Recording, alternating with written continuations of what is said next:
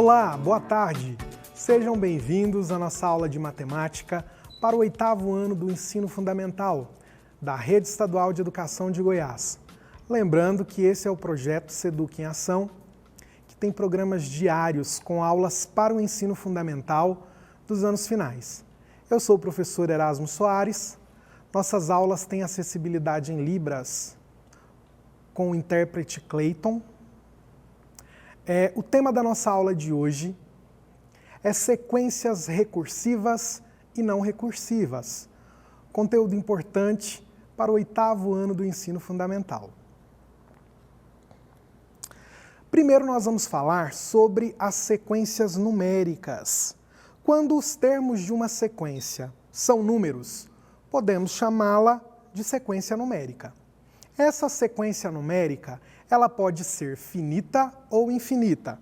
Observem os exemplos. Olha só, aqui nós temos sequências infinitas. Para indicar que elas são infinitas, nós utilizamos reticências no final da sequência. Observem a primeira sequência. É a sequência dos números naturais. 0, 1, 2, 3, 4, 5, 6, 7, 8 e assim por diante. A segunda sequência é a sequência dos números naturais pares. Observem, 0, 2, 4, 6, 8 e assim por diante. A terceira sequência é a sequência dos números naturais múltiplos de 3. Começa com o 0 e vai aumentando de 3 em 3. E aqui a nossa última sequência é a sequência dos números inteiros negativos. Olha só, menos 1, menos 2, menos 3, menos 4 e assim por diante. Observem que essa sequência ela está em ordem decrescente, né? Do maior para o menor.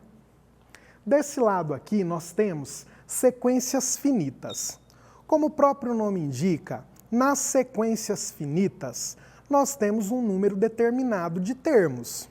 Observem os nossos exemplos. Aqui na primeira sequência, nós temos os números pares compreendidos entre 11 e 29.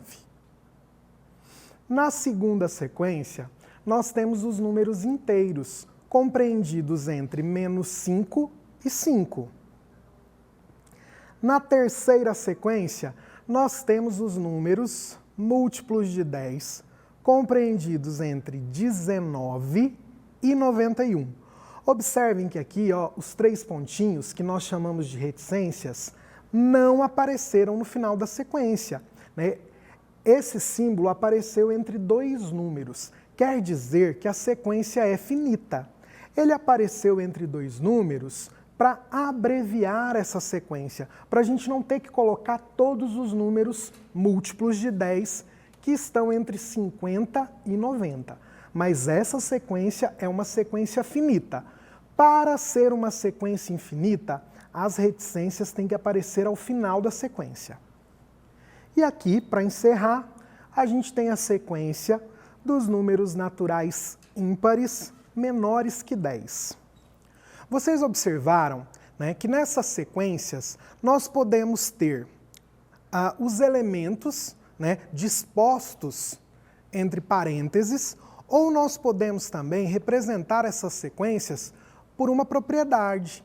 Por exemplo, números naturais pares, números inteiros compreendidos entre menos 5 e 5. Essas são propriedades que representam essas sequências. Toda sequência numérica que é recursiva, ela pode ter os seus elementos calculados por uma lei de formação. Olha só, quando uma sequência nos permite obter um termo desconhecido a partir de um ou mais termos anteriores a eles, essa sequência é chamada de recursiva. Nesses exemplos que eu citei anteriormente, nós temos várias sequências recursivas, porque nós podemos utilizar, né, elementos anteriores para determinar elementos desconhecidos. Observem aqui, por favor. Olha só, a regra que permite calcular qualquer termo de uma sequência numérica é chamada de lei de formação da sequência. O primeiro termo da sequência nós chamamos de A1, o segundo termo de A2, o terceiro termo de A3, o quarto termo de A4 e assim por diante. O enésimo termo da sequência, que é um termo genérico, nós chamamos de AN. Meninos, vamos ver a aplicação disso em um exemplo. Observem esse exemplo. Vamos escrever a lei de formação da sequência meio, 1, 3 meios, 2, 5 meios, reticências. Essa é a minha sequência numérica. E determinar o 30º termo. Para isso, observe o que acontece com cada termo de acordo com o quadro abaixo. Olha só, meninos, vamos falar um pouquinho sobre essa sequência, né? Ela é uma sequência infinita. Olha aqui os 3 pontinhos no final da sequência, né? E nós queremos determinar a lei de formação dessa sequência e, posteriormente, calcular o 30º termo dessa sequência. Então, vamos aqui observar a tabela. Ela vai facilitar o entendimento dessa lei de formação. Olha só, o primeiro termo vale meio, o segundo termo vale 1, o terceiro termo 3/2, o quarto termo 2, o quinto termo 5/2 e essa sequência continua. Olha só, o primeiro termo é igual a 1 vezes meio.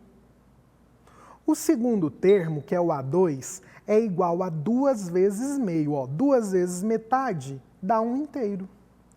O terceiro termo é igual a 3 vezes meio.